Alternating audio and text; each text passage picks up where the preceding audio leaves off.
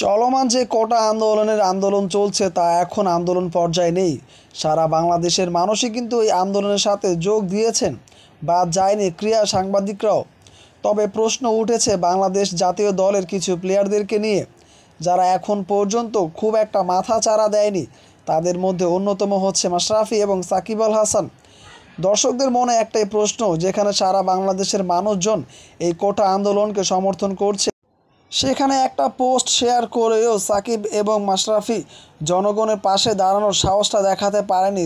যদিও এই দুজনই এখন এমপি হয়েছেন, তারপরও দেশের এই জায়গা থেকে দায়বদ্ধতা এড়াতে কি পারবেন এই দুই সিনিয়র ক্রিকেটার? বাংলাদেশ জাতীয় দলে দীর্ঘদিন সার্ভিস দিয়েছেন বাংলাদেশের সাকিব মাশরাফি। তারা হাজারো মানুষের মন জয় করে নিয়েছে।